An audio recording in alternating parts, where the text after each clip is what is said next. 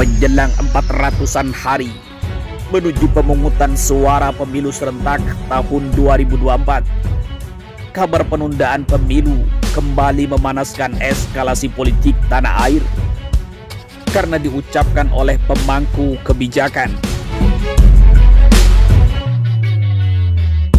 Pertemuan antara elit Partai Keadilan Sejahtera dengan Presiden ke-6 Susilo Bambang Yudhoyono di Cikeas baru saja diduga kuat turut menyorot wacana penundaan pemilu yang cukup serius untuk dijalankan itu.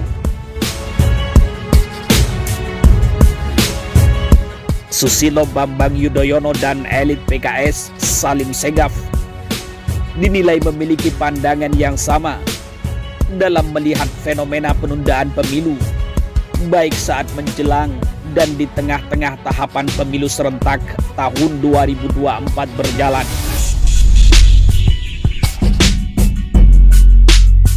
Tokoh filsafat Indonesia Rocky Gerung berkomentar, wacana pemerintahan Jokowi melakukan penundaan pemilu semakin terlihat nyata. Setidaknya terdapat sejumlah hal yang menguatkan upaya tersebut. Pengamat politik nyentrik itu mengklaim telah melakukan monitoring di beberapa tempat dan memperoleh informasi dari kolega-koleganya bahwa telah ada sosialisasi penundaan pemilu oleh oknum politik besar, termasuk para rektor yang mulai dibujuk dan pakar-pakar hukum tata negara di daerah yang mulai dirayu untuk mempersiapkan dalil hukum bila mana pemilu harus ditunda nanti.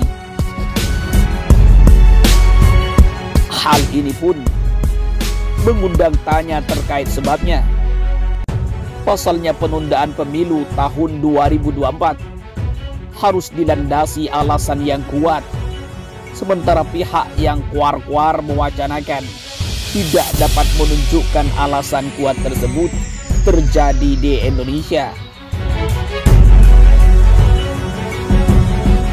Mantan dosen filsafat Universitas Indonesia itu mencontohkan beberapa indikator yang bisa dijadikan alasan penundaan pemilu tersebut, namun sayang tidak lagi terjadi di Indonesia. Contoh, karena ekonomi yang memburuk. Hal itu tidak terjadi di Indonesia karena menurut Joko Widodo, Indonesia sudah jauh di atas negara-negara Asia lain. Atau karena masih adanya COVID, dan hal itu pun tidak dijumpai di Indonesia karena Joko Widodo sendiri pun telah mengklaim berhasil menangani COVID.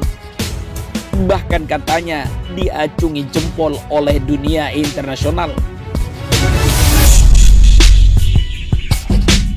Nah, dengan fakta-fakta tersebut, ambisi menunda pemilu sebagaimana diucapkan Ketua MPR RI Bambang Susatyo dan Ketua DPD RI AA Lanyala Mataliti dan sejumlah elit pemerintah dan parpol tidak memiliki satu alasan rasional pun, sebab tidak ada kondisi kedaruratan sedikit pun.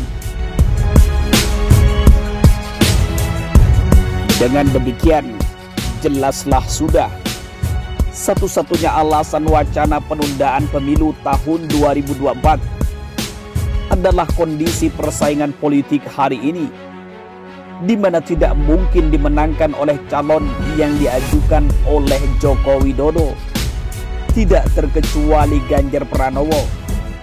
Kendati belakangan orang nomor satu di Indonesia itu getol memberikan dukungan dan lembaga survei dikerahkan untuk membeberkan hasil penelitian kualitatifnya bahwa elektabilitas Ganjar Pranowo tercatat tinggi hingga mencapai 42%.